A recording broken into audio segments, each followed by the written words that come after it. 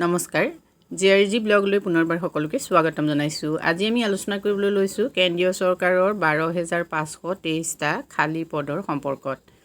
এই 12523টা পদৰ বাবে আপোনালোক কোনে কোনে আবেদন কৰিব পাৰিব আৰু আবেদন কেনেকৈ কৰিব, লগতে এই যিটো এক্সাম হয় সেই এক্সামটোৰ প্ৰসেস কি সেই সম্পৰ্কে আজি ভিডিওটোত আমি আলোচনা কৰিম।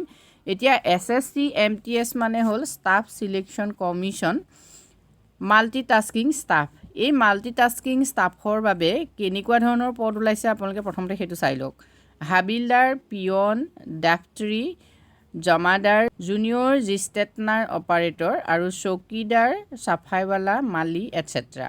এইসমূহেই হ'ল নন টেকনিক্যাল পদ। ষ্টাফ সিলেকশন কমিশনে এই পদবিলাকৰ বাবে আবেদন পত্ৰ বিচাৰিছে আৰু এই পদবিলাকৰ বাবে এক্সাম অনুষ্ঠিত হ'ব। এই পদসমূহৰ বাবে SSCৰ যি নটিফিকেশ্যন সেই নটিফিকেশ্যনৰ সম্পূৰ্ণ তথ্যখিনি আপোনালোকে চাওকচোন। SSC MTS 2023 exam summary. Conducting body হ'ল ষ্টাফ সিলেকশন কমিশন। SSC MTSৰ ফুল ফৰ্ম হ'ল staff selection commission multitasking staff. Exam name হ'ল SSC MTS 2023। ভেকেন্সি চাওক 12,523 আৰু কেটেগৰী হ'ল গভ জব।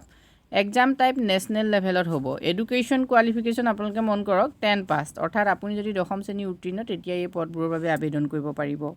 এজ লিমিট 18ৰ পৰা 25 বছৰ আৰু 18ৰ পৰা 27 বছৰ, অৰ্থাৎ ইয়াত এজ লিমিটটো বিভিন্ন ধৰণৰ হ'ব পাৰে, সেইখিনি আপোনালোকে নটিফিকেশ্যনখনত চাই ল'ব। আৰু অনলাইন ৰেজিষ্ট্ৰেশ্যন ইতিমধ্যে 18 জানুৱাৰীৰ পৰা হৈ আছে, 24 ফেব্ৰুৱাৰী last date. Mode of exam online হ'ব আৰু এপ্লিকেশ্যন অনলাইনতে আপোনালোকে কৰিব লাগিব। ইলিজিবিলিটি যিহেতু আপোনালোক ইণ্ডিয়ান চিটিজেন হ'ব লাগিব, লগতে 10th পাছ হ'ব লাগিব। সিলেকশ্যন প্ৰচেছ ইয়াত দুটা থাকিব। পেপাৰ 1 হ'ল অবজেক্টিভ টাইপৰ কুৱেশ্যন, এইটো অনলাইন এক্সাম হ'ব আৰু ফিজিকেল এফিচিয়েঞ্চি টেষ্ট হ'ব। হাবিলদাৰৰ কাৰণে ফিজিকেল ষ্টেণ্ডাৰ্ড টেষ্ট হ'ব। চেলাৰী আপোনালোকে চাওক 18,000ৰ পৰা 22,000 হ'ব চেলাৰী। আৰু অফিচিয়েল ৱেবছাইট www.ssc.nic.in গৈ আপোনালোকে এপ্লাই কৰিব পাৰিব। পোষ্ট ৱাইজ ভেকেন্সি কিমান চাই লওক। মাল্টি টাস্কিং ষ্টাফৰ ভেকেন্সি আছে 11,994 আৰু হাবিলদাৰৰ আছে 529, অল টোটেল 12,523। সম্পূৰ্ণ তথ্যখিনি আপোনালোকে যদি চাব খোজে তেতিয়াহ'লে ডেছক্ৰিপশ্যন বক্সৰ লিংকত গৈ চাব পাৰিব।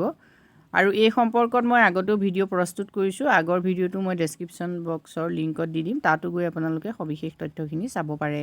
এক্সামৰ বাবে আপোনালোকে অনলাইন কৰোঁতে কোনো ধৰণৰ ফিজ দিব নালাগে। কম্পিউটাৰ বেছড আপোনালোকৰ যিটো এক্সাম হ'ব সেই এক্সামত এটা গুৰুত্বপূৰ্ণ কথা আপোনালোকক জনাই থওঁ যে SSC MTSৰ কম্পিউটাৰ বেছড এক্সামটো হ'ব 15টা ভাষাত, অৰ্থাৎ এই 15টা ভাষাৰ ভিতৰত আমাৰ অসমীয়া ভাষাও থাকিব। গতিকে আপোনালোকে অসমীয়া ভাষাটো কি কৰিব পাৰিব, পৰীক্ষাটো দিব পাৰিব।